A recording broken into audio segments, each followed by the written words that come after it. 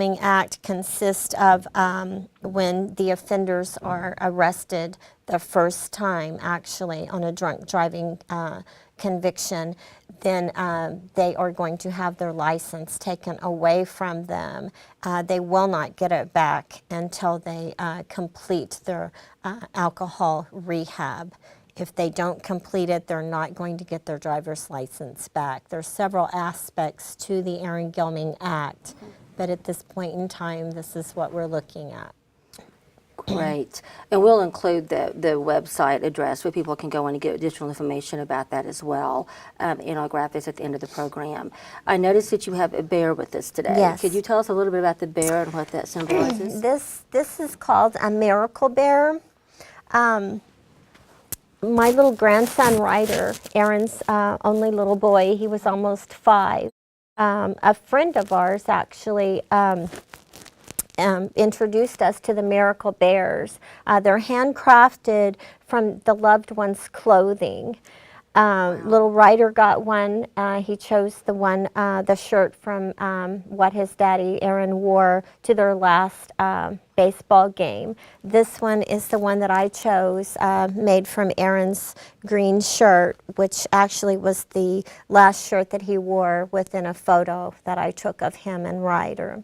Also, I decided to create the newly incorporated the Aaron Gilming Foundation, which is incorporated mid-January, actually, and it consists of presenting these miracle bears to surviving victims left behind when either their parent, their mother, their spouse was killed at the hands of a drunk driver. Here we have a shirt from a gentleman that was killed several years ago by a drunk driver. The photo is of his daughters. This is it's going to be sent out today actually to the designers of the Miracle Bears, which are based in Grove, Oklahoma. I've presented one actually, the first one on the 12th to Angela Voss. I picked up 3 more bags with loved ones' shirts last night, and they're on their way to become Miracle Bears. Also, the foundation supplies these handcrafted crosses to anyone that wants them. We personalize them with the loved one's name. It's for the roadside as well as a temporary graveside marker while the families are awaiting the permanent monument. Also, the foundation supplies a branch is called Stepping Up, which supplies Easter and Christmas shoes to the children left behind, as well as a one-time voucher to defray the electric and the rent when either a spouse or a parent is lost at the hands of a drunk driver. Sounds like a terrific outreach and a terrific way to allow people to remember those loved ones. In close, Chief Reporter, I know that sometimes people find themselves in a situation, it may be that is beyond their control, where maybe they go out and they don't realize that they're going to be in a situation where there's going to be drinking and then driving. What are some tips and some active things that they can do to, 1, prevent that, and 2, if they're in that situation, regain control and escape from that situation? Well, I think that they should first think about the consequences behind if they choose to get behind the wheel when they know that they're not supposed to in the first place. If they're going to drink, do it sociably at home. If they're planning on going somewhere, call a friend or a neighbor or someone that they can stay connected to take them to point A to point B.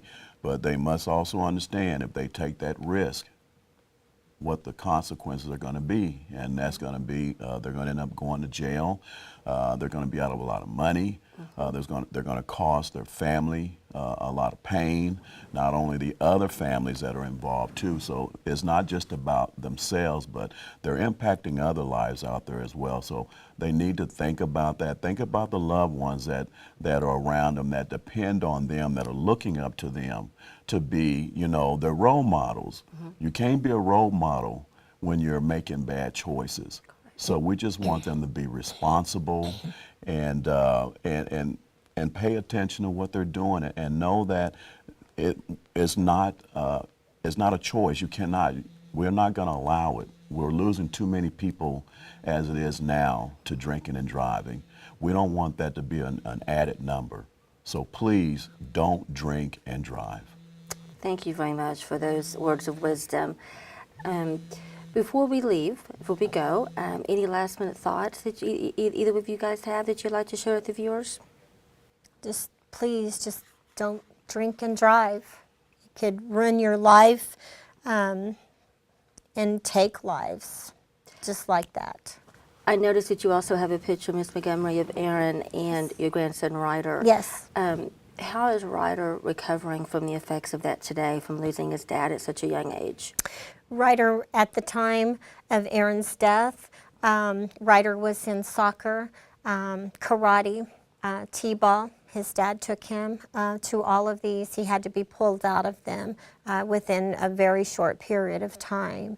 He just couldn't deal with it. His daddy was not there. Now Ryder goes to counseling. He continues to go to counseling, trying to deal with the effects of a little boy losing his father at the hands of a drunk driver. A huge part of Ryder's childhood was actually stolen when his father was taken from him. Very powerful thoughts, very powerful, just very, and again, my condolences go out to the both of you for the losses that you've endured. And I also want to congratulate you for the work that you're doing, the outreaches that you're involved in. You've taken a tragedy in your own personal family, and you've turned that, both of you have turned that into a tremendous outreach to help others in different ways. And I applaud you both for that. I mean, that would be very difficult for anyone to do, and you've both done that very, very admirably.